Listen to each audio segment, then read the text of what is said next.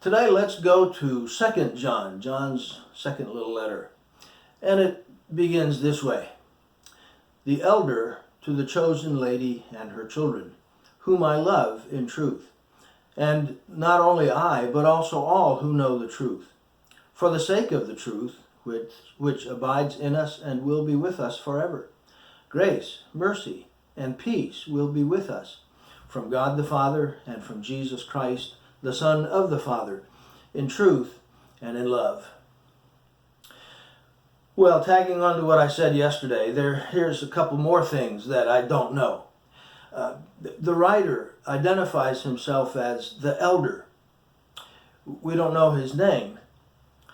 Everyone has always assumed that this is John. I mean, it sounds like John.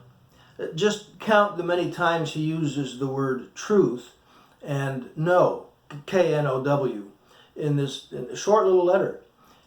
Words that he liked to use in his first letter and in the gospel too. So it sounds like John. And who is this chosen lady or this elect lady in verse 1? Is it an individual? Is it John's wife? Or is he personifying a church? And her children would be the members of that church. I really don't know. And no one really knows either. But I think John is a safe assumption as the author of this letter. Here's a tender verse, verse 4. I was very glad to find some of your children walking in truth, just as we have received commandment to do from the Father. Most of us at church have a son or a daughter, a grandchild, who are not walking in the truth. Raised in the faith and may have followed and accepted Jesus early on, but now have fallen away. We empathize with one another. We weep a lot together. And we don't give up praying for one another and for our families. But how grateful we are for family members who are walking in the truth, in spite of our terrible examples, in spite of all the mistakes that we made as parents and grandparents.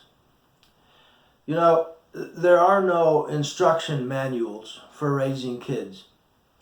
And even if there were, we threw them out when we opened the box. But God is gracious and kind and good. He is a heavenly Father who loves his children. The Father knows your heart, your aches, and your joys. The Father knows your kids and your grandkids, the wandering prodigals and the ones walking in truth. And so we cling tightly to the promise of verse 3. Grace, mercy, and peace will be with us from God the Father and from Jesus Christ, the Son of the Father, in truth and love. May God bless you and your families.